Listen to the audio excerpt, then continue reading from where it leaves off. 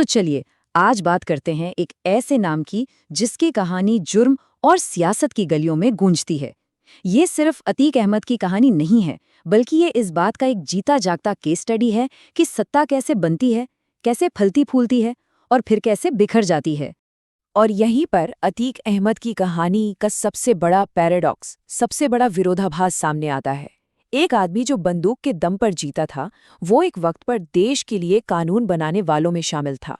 तो सवाल यही उठता है कि इतना लंबा क्रिमिनल रिकॉर्ड होने के बावजूद कोई शख्स सत्ता के इतने ऊंचे मकाम तक आखिर पहुंचा कैसे। अब देखिए, इस पूरी कहानी को समझने के लिए एक शब्द समझना बहुत जरूरी है, बाहुबली। मतलब एक ऐसा आदमी जो इतना ताकतवर हो कि वो कानून के दायरे से बाहर अपना एक अलग ही सिस्टम, एक अलग ही सत्ता चलाता हो। तो कहानी शुरू होती है यहीं से, जुर्म की गलियों से लेकर लोकतंत्र के सबसे बड़े मंदिर तक के इस सफर से।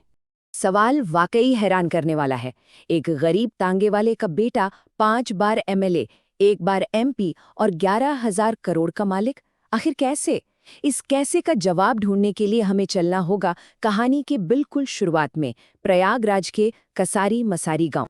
तो अतीक की कहानी की शुरुआत किसी फिल्मी सीन की तरह नहीं होती। इसकी शुरुआत होती है रेलवे की पटरियों से कोयला चुराने की खटर-पटर से। तो बात है 1962 की। प्रयागराज के कसारी मसारी गांव में एक तांगा चलाने वाले हाजी फिरोज अहमद के घर एक लड़का पैदा होता है, अतीक। घर में गरीबी थी, पढ़ाई में मन नहीं लगा, 10वीं में फेल हो गया। तो उसने अपना रास्ता खुद चुना, और वो रास्ता था जुर्म का। शुरुआत हुई मालगाड़ियों से कोयला चुराकर बेचने से, और महज 17 साल की उम्र में 1979 में उस पर पहला मर्डर का केस दर्ज हो गया। उसका ऊपर उठने का एक बड़ा सीधा और कह सकते हैं बेरहम सा फॉर्मूला था। पहले छोटे-मोटे अपराध, फिर उस वक्त के लोकल डॉन चांद बाबा के गैंग में एंट्री। वहां उसने जुर्म की दुनिया के सारे दांव पेच सीखे, और फिर जब मौका मिला तो राजनीति में उतरकर अपने ही गुरु को चुनौती दे डाली। और ये चुनाव एक टर्निंग पॉइंट था। 1989 में अतीक ने निर्दलीय लड़कर अपने गुरु चांद बाबा को ही हरा दिया, और चुनाव के कुछ ही दिन बाद चांद बाबा का मर्डर हो गया।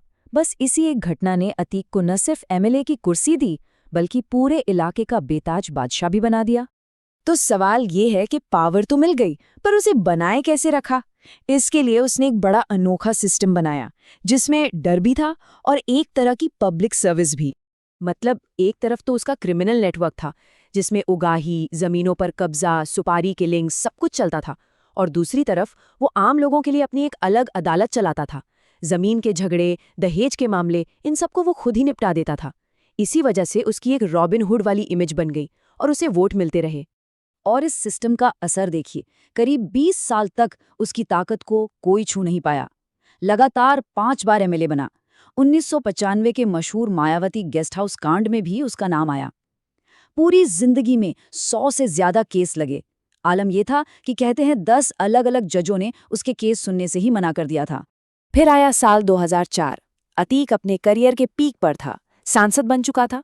लेकिन कहते हैं ना, जब आप सबसे ऊपर होते हैं तभी गिरने का खतरा सबसे ज्यादा होता है, और यहीं से उसके पतन की कहानी शुरू हुई। ये टाइमलाइन देखिए, ये उसके ऊपर चढ़ने और फिर नीचे गिरने की पूरी कहानी कहती है। 2004 में वो संसद तो बन गया, लेकिन इसके लिए उसे अपनी एमएलए की सीट छोड़नी पड़ी। और बस यही एक फैसला घटनाओं की एक ऐसी चेन शुरू कर देता है जो आखिर में उसे तबाह कर देती है। अब अपनी खाली की हुई सीट पर अतीक ने अपने भाई अशरफ को खड़ा किया, लेकिन चुनाव जीत गया बीएसपी का एक कैंडिडेट राजू पाल। ये अतीक के दबदबे को सीधी चुनौती थी, और वो इसे बर्दाश्त नहीं कर सकता था। इसके बाद जो हुआ वो ताकत का एक बहुत ही खौफनाक प्रदर्शन था। 25 जनवरी 2005, अपनी शादी के सिर्फ 9 दिन बाद राजू पाल को दिन दहाड़े 19 गोलियां मारी गईं। उनकी मौत हो गई, और इस पूरी घटना का एक चश्मीद गवाह था राजू पाल का दोस्त उमेश पाल। यही वो नाम है जो आगे चलकर करीब 18 साल बाद अतीक के अंत की वजह बना। फिर साल बदला, सरकार बदली। 2017 के बाद उत्तर प्रदेश में सत्ता बदली, और जिस सिस्टम ने अतीक को इतने सालों तक बचाया था, अब वही सिस्टम पूरी ताकत से उसके खिलाफ हो गया। और फिर फरवरी 2023 में कहानी ने एक और खूनी मोड़ लिया। राजू पाल मर्डर केस का वही इकलौता गवाह उमेश पाल, उसकी भी दिन दहाड़े बम और गोलियों से हत्या कर दी गई, और ये सब तब हुआ जब अतीक जेल में बंद था। इस हत्याकांड ने पूरे प्रदेश को हिला दिया और फिर विधानसभा में मुख्यमंत्री योगी आदित्यनाथ का वो बयान आया जिसने सब कुछ साफ कर दिया। मिट्टी में मिला देंगे। ये सिर्फ एक बयान नहीं था, ये एक ऐलान था कि अब खेल के नियम बदल चुके हैं। इसके बाद जो हुआ वो बहुत तेजी से हुआ। अगले कुछ ही हफ्तों में उमेश पाल मर्डर केस के 4 आरोपी पुलिस एनकाउंटर में मारे गए। इनमें अतीक का बेटा असद भी शामिल था। और फिर वो दिन आया, 28 मार्च 2023। 100 से ज्यादा केसों के बाद अतीक अहमद को पहली बार किसी केस में सजा हुई। उमेश पाल के अपहरण के मामले में उम्र कैद। और फिर सजा मिलने के ठीक 18 दिन बाद 15 अप्रैल 2023 को पुलिस कस्टडी में मीडिया के कैमरों के सामने अतीक अहमद और उसके भाई अशरफ की गोली मारकर हत्या कर दी गई, लाइव टीवी पर। और बस इसी के साथ डर और खौफ पर बना वो पूरा साम्राज्य डर और खौफ में ही खत्म हो गया, लेकिन अपने पीछे छोड़ गया कुछ बहुत ही गंभीर सवाल। देखिए, हत्या करने वालों ने कहा कि वो अपना नाम बनाना चाहते थे, लेकिन उनके पास महंगी विदेशी पिस्तौलें कहाँ से आईं? उनका असली मकसद क्या था? ये सवाल आज भी हैं। उधर अतीक की 11,000 करोड़ की जायदाद सरकार ने जब्त कर ली है, लेकिन सबसे बड़ा सवाल पुलिस कस्टडी में हुई इस हत्या ने खड़ा किया, कानून के राज पर।